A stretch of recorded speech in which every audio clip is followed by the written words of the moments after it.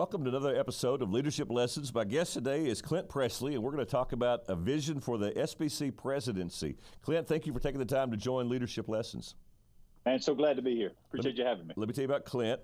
Clint Pressley currently serves as the president of the Southern Baptist Convention and senior pastor of Hickory Grove Baptist Church in Charlotte, North Carolina.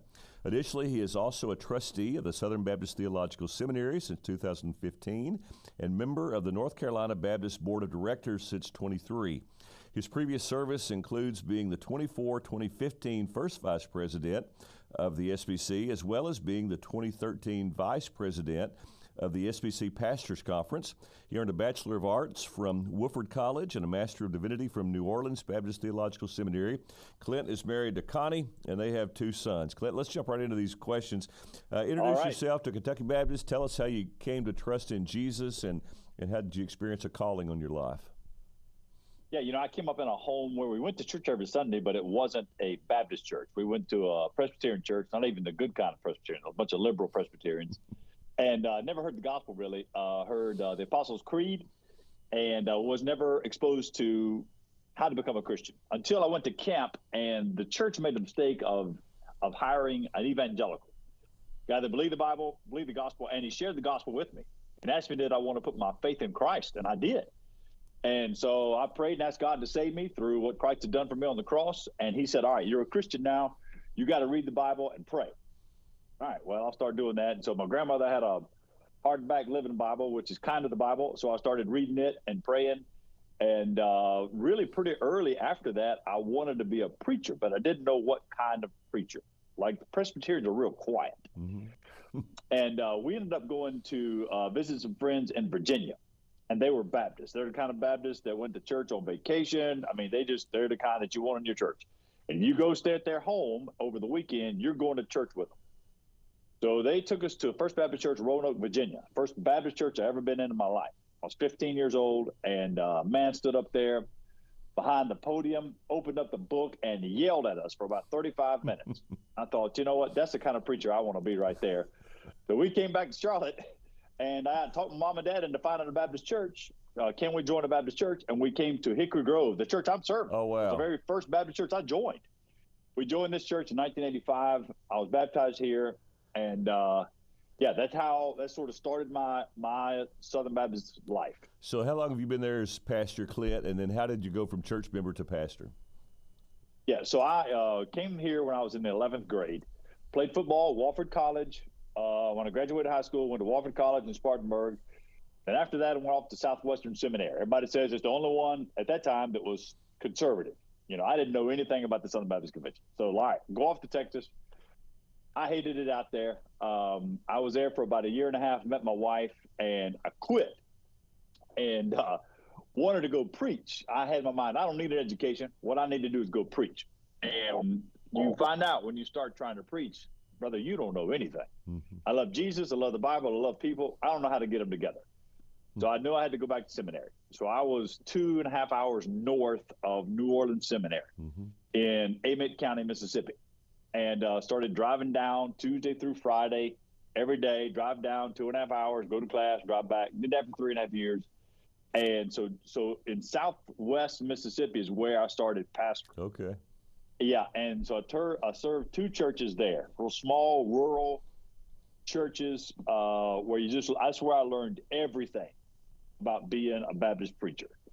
And in 1999, Hickory Grove called me. They remembered me because I had served as an intern when I was in college. And they had a staff position. Asked me to come back and serve on staff as like a singles pastor, which I was terrible at. And I served for about 5 years there, and then went to Dolphin Way Baptist Church in Mobile, Alabama. It was, I feel like all I ever go to is a desperate church. So they were collapsed, and that's the only reason they would even talk to me.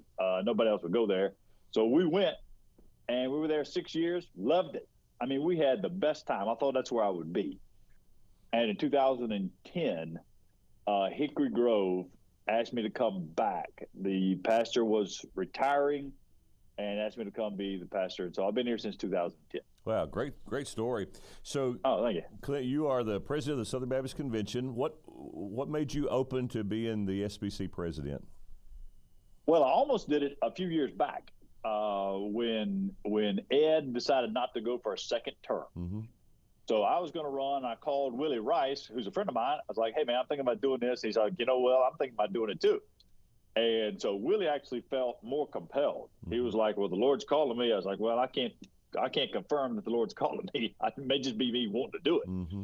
So he said, why don't you nominate me? I said, I'll be glad to. But then everything blew up with that whole thing, like a nuclear bomb. And then Bart crawled out from underneath, and there's Bart, and he ran. And so I waited till he was done, and right after that second time he was convention president and did such a great job, I started getting calls again and thought, yeah, you know what, maybe this is the good time to do it. So I talked to my wife, prayed it through, and decided to go ahead.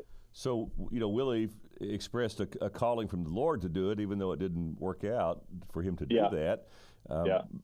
So what about you? What's your interest? Why were you interested in being SBC president, Clint? Yeah, I think because I love so much of the convention in a broad sense. And, it's the rhetoric and rancor has elevated, and I want to see it pulled down. I want to see be a kind of president that is not an activist president, but that is doing all I can to sort of put the attention on the things we actually do really, really well. And it's really kind of what my intent, vision, and desire would be, is not to come out making a point about the convention. I think the convention makes its own point. I'd like for us to put all of our attention on the things we actually do really well. Yeah, I want to come back to that. So let's talk about the time constraints. I'm sure it's very demanding. You've already indicated before we joined the call that you're experiencing a lot of time demands. So how are you balancing the work of you pastor a large, growing church, you have a family, and you're SBC president? How are you balancing those things, those responsibilities? Well, a couple of things. I've got a great staff here at Hickory Grove, multiple other pastors on staff. And then I have a senior associate that really helps with a whole lot of the details when it comes to the things that are necessary for the convention. So I can be gone, and if it's during the week, you're not missed a whole lot. So that's usually when I travel. I don't miss many Sundays. I did miss one a couple of weeks ago when I preached at Dolphin Way, but it was for their anniversary. It really didn't have anything to do with convention.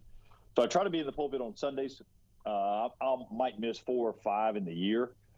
So that has compressed the traveling during the week. I had to get used to that. I'm just not accustomed. I like to be home. And so that sort of travel has been, you had to kind of get in shape for that. That's really been where the pressing the issues have been. So I assume you've had a number of interviews that you've been on news shows. That's probably somewhat new to you. How has that gone, and what's the best advice that you've received for handling news interviews? Yeah, I haven't received a good bit of advice. John Wilkes is really good for that. And I've tried to take my own counsel in that if it's not going to be helpful for the Southern Baptist Convention or Hickory Grove Baptist Church, if this interview is not going to in some way be helpful I'm not doing it. So I've turned down a whole bunch of interviews for that very reason, because I'll be called on something that will be a no-win situation for me or the convention, and it's not going to be helpful to our mission. It's not going to spread light on what we're doing. So I don't have any need to have my face, on the television any more than what it is. I mean, Clint, that's good advice in and of itself, whether it's for yourself or for others. Yeah. If it's, you don't have to say yes to every interview request. No, man, I turn them down a bunch. Yeah. Right. So how would you say that your ministry experience has prepared you uniquely to be SBC president at this time? Yeah, I don't know if it's unique preparedness or not. I've served in multiple kinds of churches, from really close to dying churches. My first church was essentially a bivocational church. I went there. They would let me stay in the parsonage and said, you could do anything else you can do to make a little more money, because we can only pay you about $150 a week. So I was a substitute teacher. I drove a dump truck. I coached football at the high school. Did everything I could do just for us to eat. So we did that for my first couple of years. And you learn some things. that you don't learn at a church where you have other staff members. Mm-hmm. You learn how to turn the lights on, turn them off, how to turn on the heat, how to Mm-hmm. cut the grass, how to fill up the baptistry. Mm-hmm. You learn to do all of those things. And then you learn at a real sort of aggregate level what a Southern Baptist is, which I didn't know. Even though we had joined a large Baptist church, I just didn't have a grasp on the connectivity. What is a Southern Baptist? So being at a small church where it was just you and a handful of people in an association, at that time we called him director of missions. Mm-hmm. So to have an effective director of missions kind of take me, I was 23, under his wing, teach me how to run a business meeting, how to do a baptism, how to walk through, 3 or 4 deacons in a meeting that hate each other, how to deal with those things, was really learning the convention kind of in a reverse engineering way. And then going off, like I'd never been to the Southern Baptist Convention, the big meeting. Mm-hmm. So to do that, my first one was 93 or 4, I can't remember, but it was in Orlando. And man, I'd never seen anything like that.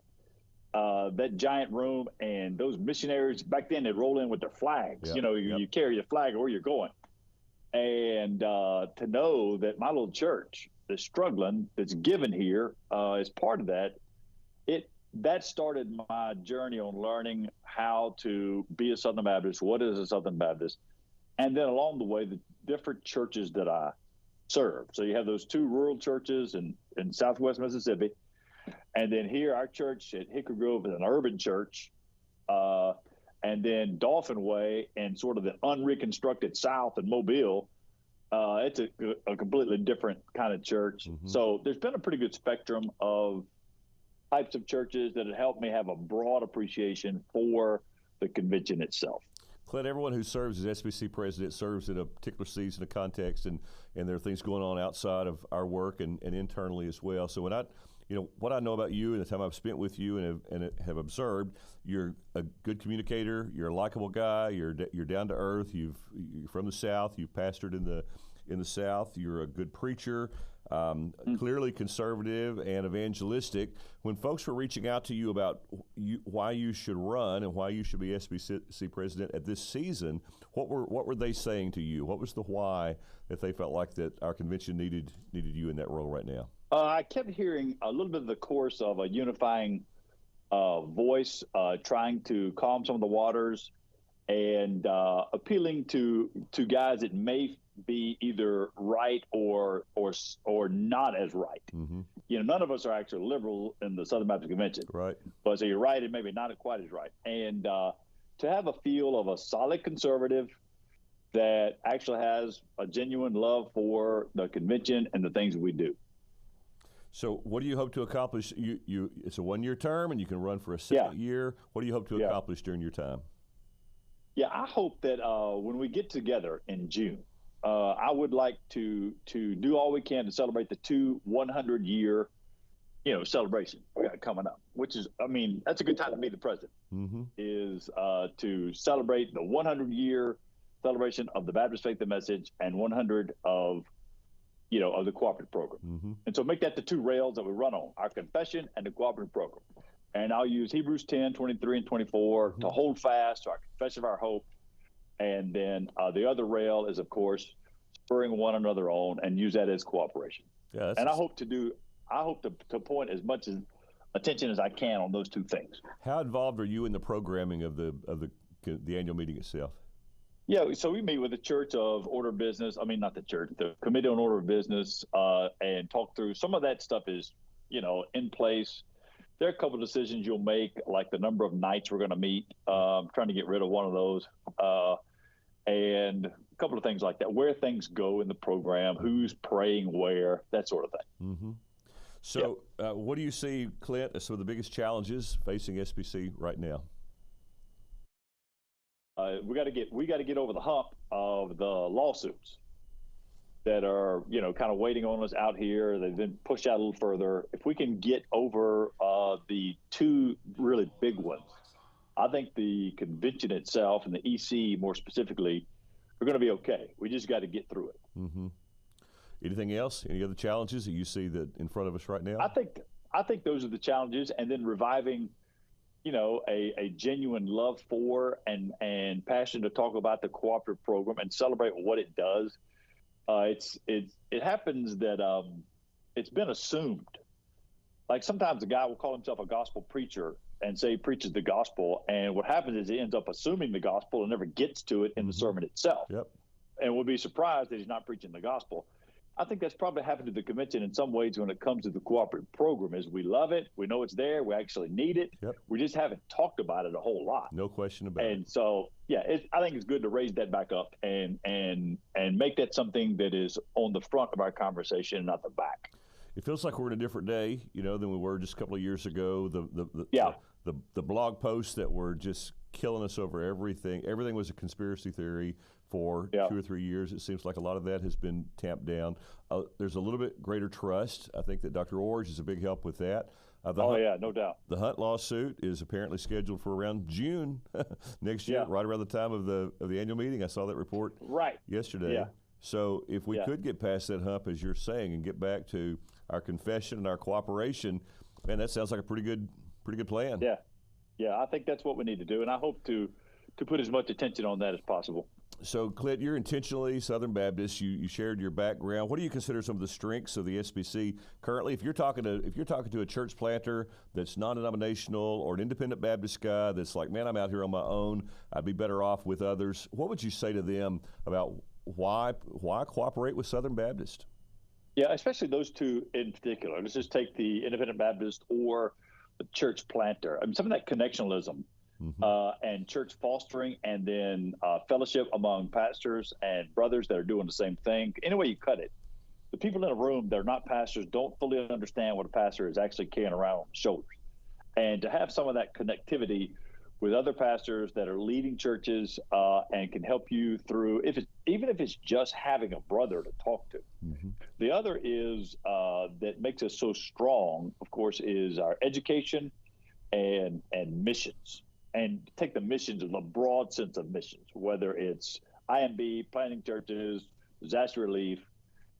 But the education is so important. We don't talk about that enough, I don't think. That you got those seminaries that are solidly conservative. Every one of them, I can pick anyone, send a kid to, say, 100%. Go there, you can trust what they're saying. And, man, we take that for granted. And that is really something that is unique in denominationalism. I read recently 19% of all theological education in the U.S. is happening through an SBC seminary. 19% of all folks who go to receive seminary training is happening in one of our 6 schools. That's a huge amount of influence. 100% of that 19% is solid. Solid, it is. Yeah, no question about it. So you talked to the independent Baptist guy, the non-denom guy. What about the folks who have moved maybe in their mission sending, church planting? They're like, we really prefer to plant with people or send missionaries with folks who have the same view of church polity exactly as we do, maybe a little more reformed. And there's some good networks out there that are doing that kind of work. What do you say to those guys to say, man, is there a way that we can keep you in SBC circles with IMB and with NAM? Any thoughts on that side of the house? Yeah, I think that, you mentioned a couple of those, the networks that are maybe a bit more reformed. Those are good brothers, and most of them are operating within the convention itself. And I would say we could celebrate what you're doing. You can still do that under the tent of SBC. I mean, most of those guys came out of our seminaries or SBC churches. So they are connected already. Let's just keep them connected. So a major focus of Dr. Orge has been to restore the reputation of the executive committee among Southern Baptists. What's your part in that, Clint? How can you help him in his, he's hit the ground running. He's all over the country preaching and speaking and is a compelling leader. How can you assist him in his desire?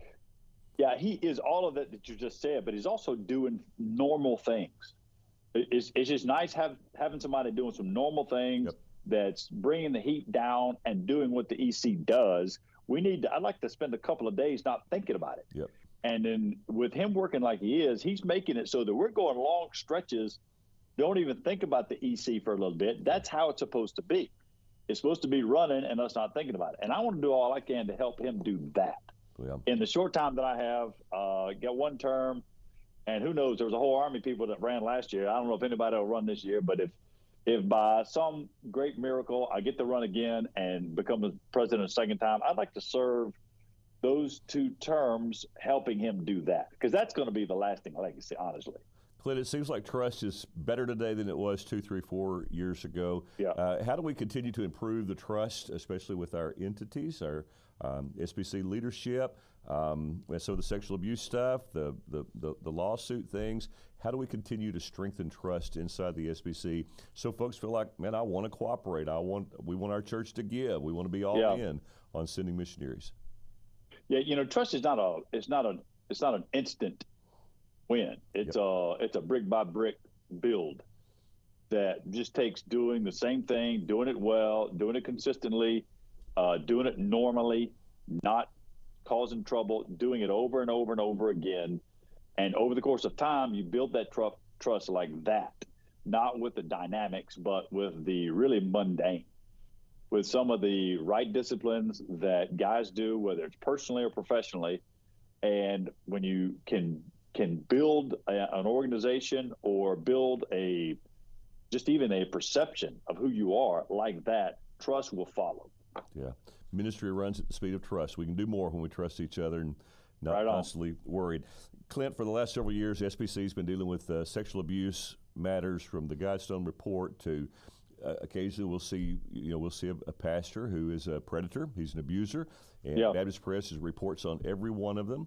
It's probably not like folks originally thought it was. We're a network of 46,000 churches who voluntarily cooperate together. So there's limits on how much influence we can have on one another in protecting children. Where do you see the sexual abuse issues today? What are the positive things you see? What challenges remain in front of us? Any thoughts there? Yeah, I think the operative word is the one you use, is influence. That's actually what we have. That is our currency. Mm-hmm. And there's not any other currency we have, because we are not a denomination, actually. Right. So I think that influence is the right thing to use, but also our convention has done a good job responding to helping churches be equipped. Mm-hmm. Like if we had not had this crisis, however you term it as a crisis, if that had not happened, then there would not have been this sort of awakening to some of the local churches to say, hey, we better take a look. Are we doing things right? So it helps you as any pastor, scares them to death. They come back to the church and say, we need to make sure that our policies, our procedures, our training is right. And so the convention itself has gone a long way to send that sort of wake up, and then follow up with aids to help. Mm-hmm. We can't force anybody, but we can say, hey, here's something you can do at your church. It's free. And it's a training program you can take your people through. Or we can point them to Ministry Safe, is what we use here at Hickory Grove. And I think that's gone a long way, actually. No question about it. That's gone a long way to raise the awareness and then say, do something about it. And our churches have responded. Same here in Kentucky. We've done training all over the state. We've used the folks, Greg Love from Ministry Safe. We used him as a trainer here in our state. Yeah. Hundreds of churches have been through our training, and we've no doubt made a lot of progress there. The piece that still needs to be brought along, in my view, is how do we care well for survivors? How do we help those who experienced abuse inside a local church, possibly a church leader? I think that's still a front that needs continued growth, just as the other has. That needs as well. Clint, I would agree. We're on the verge of celebrating 100 years of the cooperative program, which, by the way, has its roots in Kentucky, First Baptist Murray, Kentucky. Why is it important to you personally? Why is CP important to you personally? And how do you plan to lead this celebration among Southern Baptists? Yeah. So just for me personally, I was not aware of the cooperative program.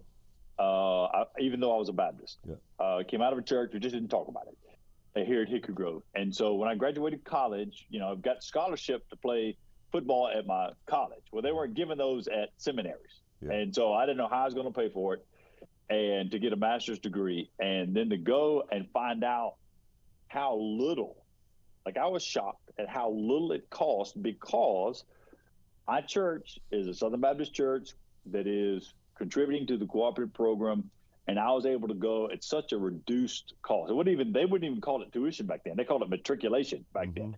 And so that was one way that personally I was impacted very early on, and then that sort of put me in the funnel of the Southern Baptist Convention. And then from that point on, every part of my life, from the 23-year-old mark when I got married, since that day, has been influenced in some capacity by the cooperative program, whether it be the paycheck I received from whatever church that I'm in, or the people that I meet, or the brothers that I know, or the association that I'm with. All of that has had a profound influence on me, just as a person, as a Christian. So I'm indebted in many ways to the cooperative program for that. Been around 100 years, Kentucky Baptist. If our giving trends remain the same in 2025, we'll cross the $1 billion mark in Kentucky of CP giving. Tennessee, that's unbelievable. I think just crossed a $1.5 billion. I think South Carolina is around $1.3 billion, and then all across the southern states, and then even out west as well. It's been around 100 years. I love your language. We've assumed the cooperative program instead of announcing the cooperative program. So what can we do to make sure it's around for another 100 years if the Lord tarries in his return? Well, I think you're seeing some of that already. One, we have the celebration coming up, so that'll be a good thing to do, is we're pointing to it. Not only celebrating 100 years, but now we're just even using the phrase cooperative program. We have to introduce people to the phrase cooperative program. Right. So we're doing that. And then the other is just one of the weird little silver linings of this dark gray cloud of stuff we've been under for a few years has been, there hadn't been this much talk about the cooperative program in years. That's right. So we're talking about, okay, how do we make sure it's going to be okay? So some of what we walked through in the last 3 years has made us consider, think through, and start talking about the value of the cooperative program. Clint, the generation in Kentucky, and I know it's like this all over the Southern Baptist Convention, the generation in Kentucky that's the greatest champion for the cooperative program are currently in their 70s and 80s. And we've not faithfully taught every generation behind them. And we do have a lot of work to do, but you're exactly right. We're spending more time talking about it now than we have at any time in my recent memory. That's right.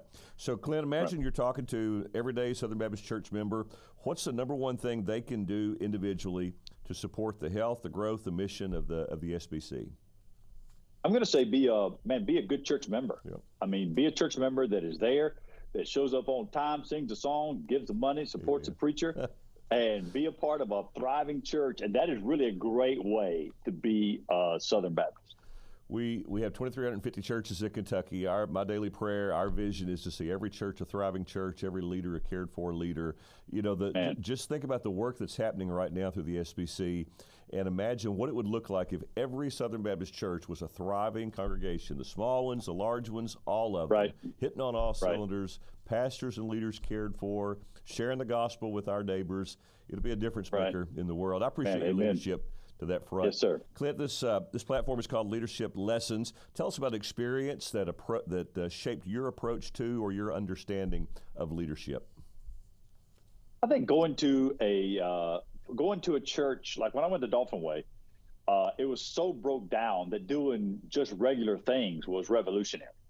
So I didn't do anything with any kind of creativity, and it worked well. Mm-hmm. And so I didn't have to work hard. I didn't feel like. But coming to a church where you are following a legacy pastor, you learn some things. Number one, how do you keep leading when everybody don't love you? Mm-hmm. How do you invest in a church that is used to one way of leadership and getting them there? So I've learned a lot of patience. I learned a lot of affection for the Lord's church. I learned to trust God's sovereignty. Mm-hmm. I mean, the biggest thing that I've learned in leadership is the sovereignty of God, and then on the backside, looking back and seeing providence. Mm-hmm. You know, sovereignty's in the front. Okay, God's going to have to take care of this. Providence is the back. Mm-hmm. God took care of it. Yeah. And that's what I've learned, really being here at Hickory Grove. Sounds like you're the kind of leader that learns from experience. You just have to go through it, pray, lean on the Lord, figure it out. Yeah, I never can read and learn. I got to be hitting the mouth and learn, and that's sort of how, there with you.